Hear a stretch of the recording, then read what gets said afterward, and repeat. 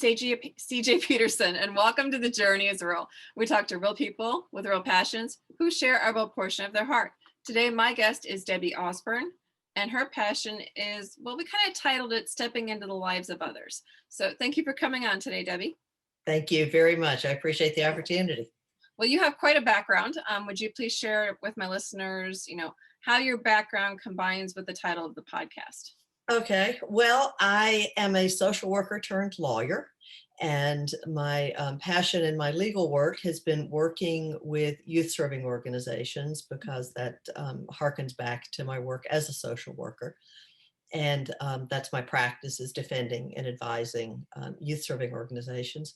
But it also informed my personal life in that while I make my living as a lawyer, what I do is raise other people's children.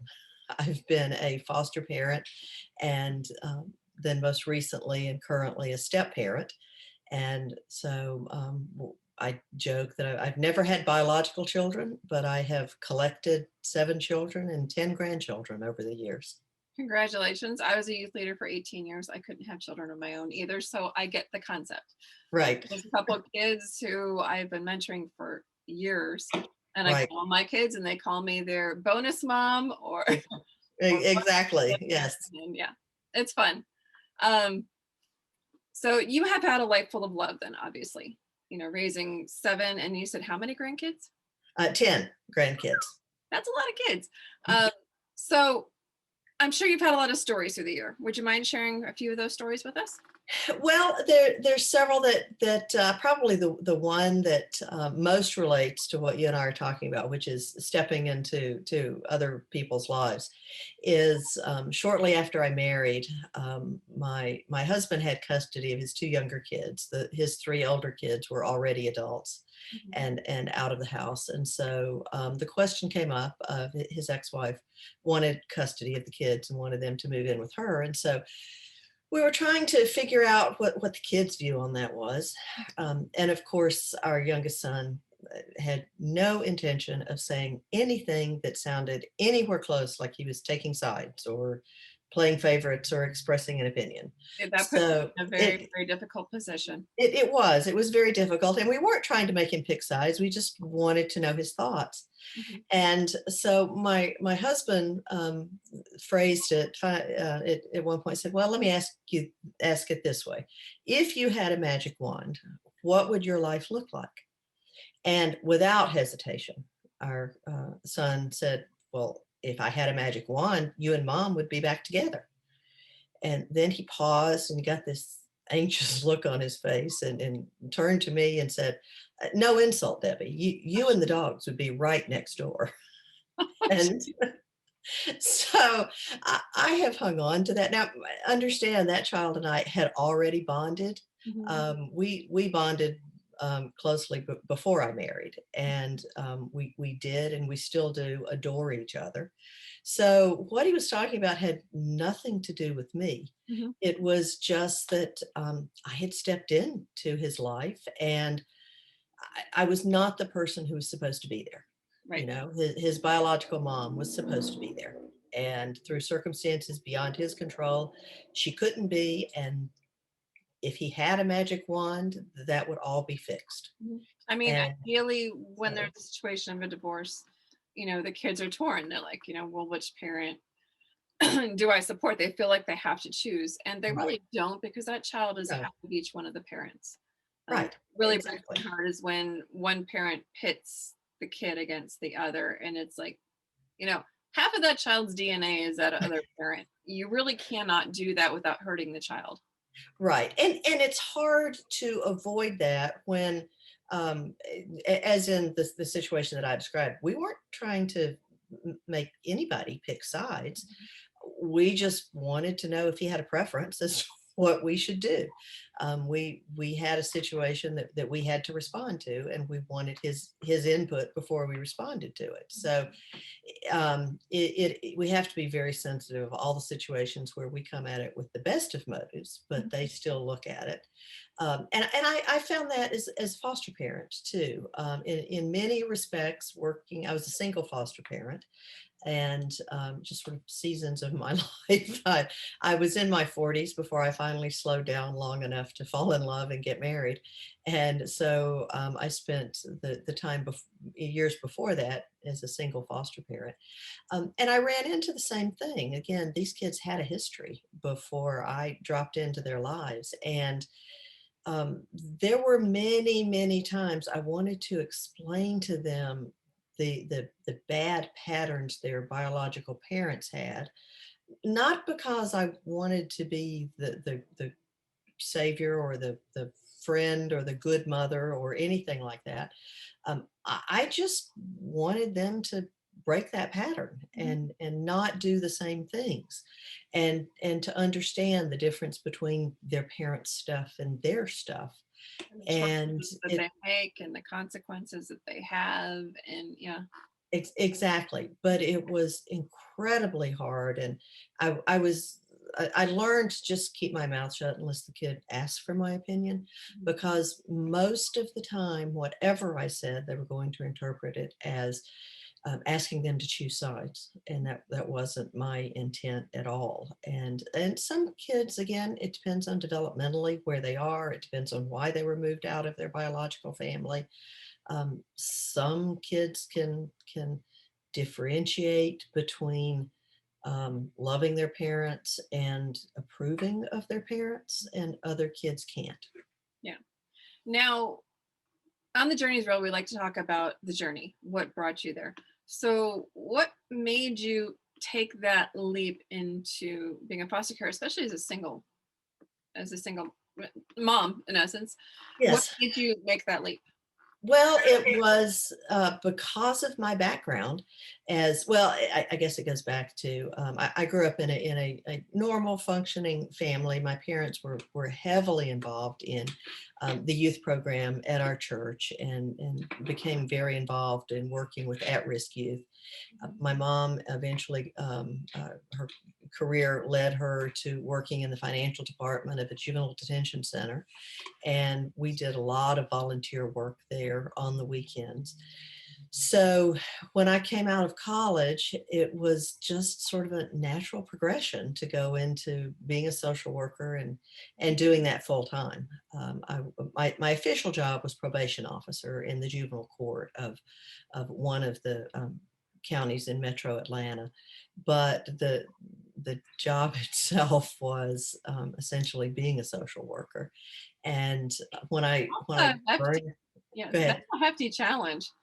It was because of the way I'd grown up involved in doing all of that. I had a lot of the skills that I needed. I certainly learned a whole lot more on that. And actually, after about 3 years, I burned out. I just got tired of dipping out the ocean with a teaspoon. Is probably the only way I can explain it.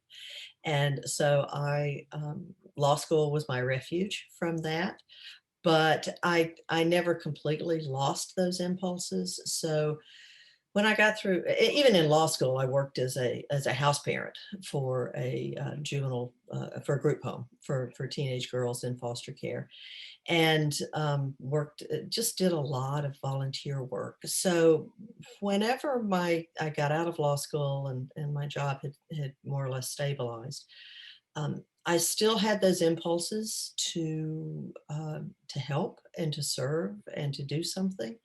And I knew, because of my social work background, I knew the challenges. I knew how difficult it was to find homes for kids who knew what they were doing, and I felt like I had the skills to to bring to bear on a problem. So I couldn't solve all the problems, but I could help one kid at a time. Well, and a lot of people don't understand that in the foster care system, once the child turns 18, they are literally on their own, out the Yes, door with whatever they have, bag yes, on the back. They don't go out with the sum of money.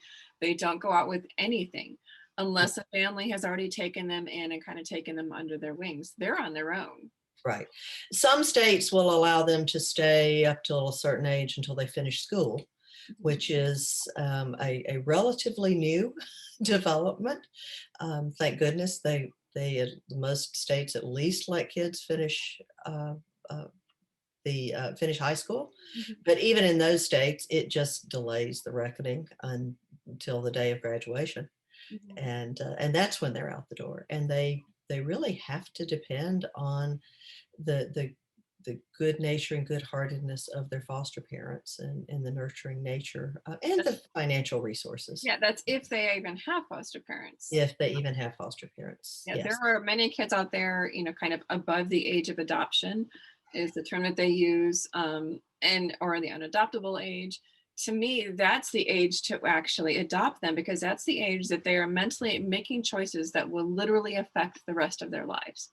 It will be. The problem for older kids is that also is the time at which they have added more and more trauma to their lives, and the older they are, the more trauma Mhm. that they have experienced. And our system doesn't do a really great job of getting them the medical care that they need. I'm not sure to what extent the system can get them the medical care that they need. Even some of my kids, even though I had a lawyer's income that I was willing to throw at the problem, there were a lot of kids that were beyond my resources of being able to help them. So that is one of the problems with older kids is Since, that they since are able to make decisions, but since uh, you've been in the system and you kind of understand a little bit of it, if there's a teenager listening who doesn't have a foster family, is there anywhere that they can turn?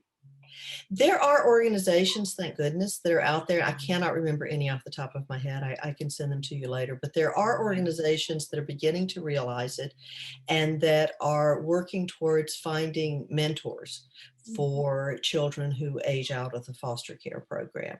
So if you just Google aging out of foster care, there are more and more nonprofits popping up to work with that. There's some groups that are help try to provide housing. There are other groups that only work with kids who have stable housing and just provide mentors.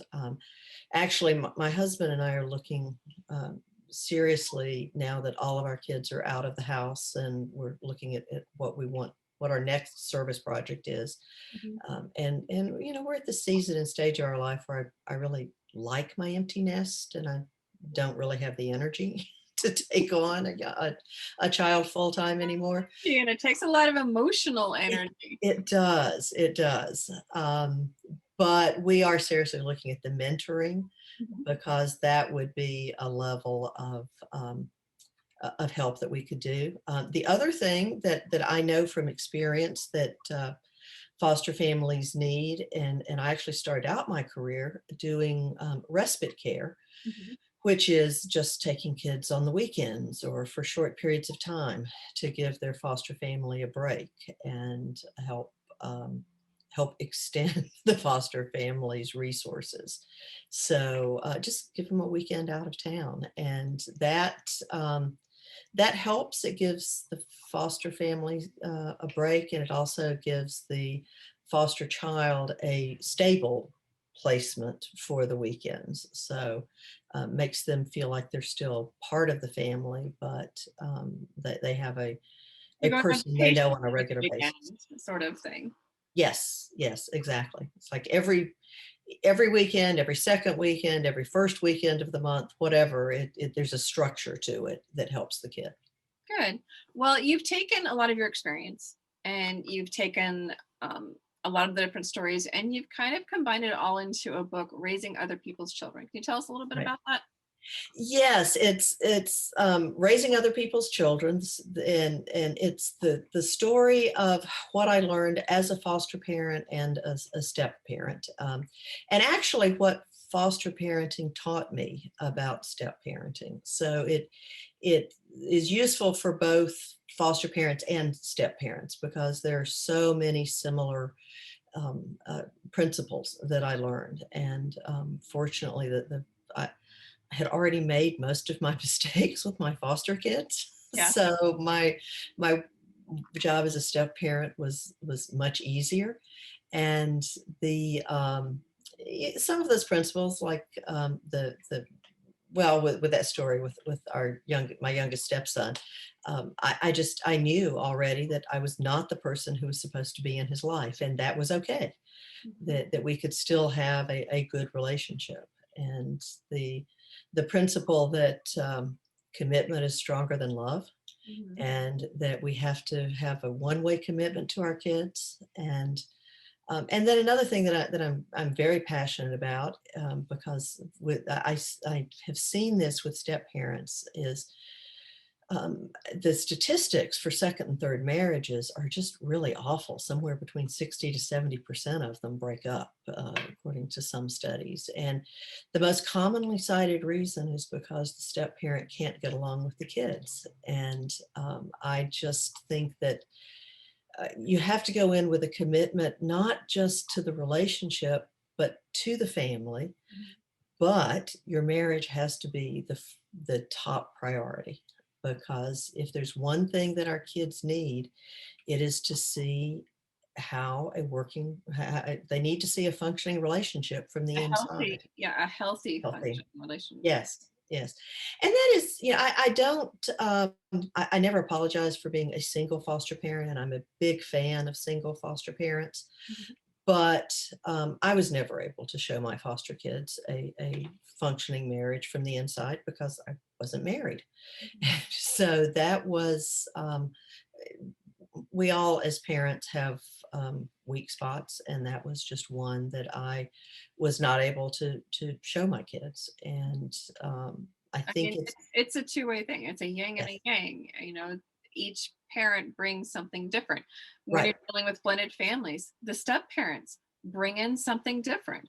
It's not that the step parents are trying to take over for the um, opposite parent. It's that we're trying to add to it. right, I'm right, I'm a stepmom as well, and it's with two twin boys from my husband's, and it's like I love them with all my heart. I am not trying to take the place of their mother. That is her spot, right, you know. And to me, it's like I'm just trying to add to their life, right, you know. right. And to be an additional resource. And that is one thing that we know with children with trauma, the biggest factor helping them to be resilient Mhm. is having relationships with an adult outside their parents. And Yeah, that's 'cause a perfect fit. yeah, unfortunately, a lot of times they turn to kids their age, Oh, yes. and Yeah, that does not help them. There's a reason why, besides the obvious genetics and how we're created, that there's an adult with a child. right, It's because you need to take that life experience that you have and pour it into the child so they don't make the same mistakes. There's a reason why we study history. If you don't study history, you're doomed to repeat it. And er, so, as a youth leader, I was a youth leader for 18 years. I was trying to help these teens to not make the same mistakes that I right, did, because right. chances are, if it was a mistake, I somehow finagled my way and did it. Yeah. Good. Of course, of course.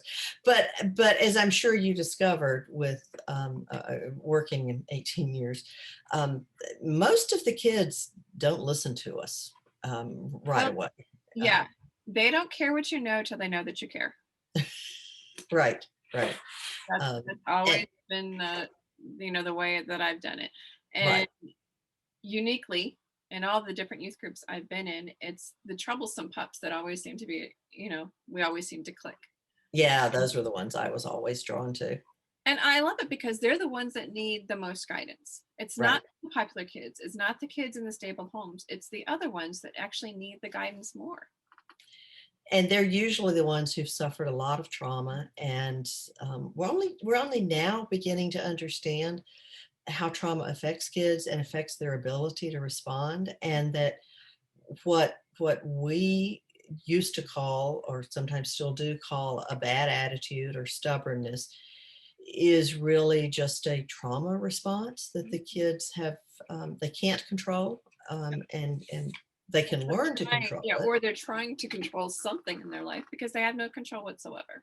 Right, right, And exactly. a lot of people don't understand that. So your book, by the time this airs, will be out. Yes. How can people find it? Well, they can find it on my website, which is debbieausburn.com, and that we spell our name funny. It's DEBPIEAUSBURN.com. Mhm. Or you can just go to Amazon or Barnes and Noble. Most a publisher has it at most booksellers, and look for raising other people's children.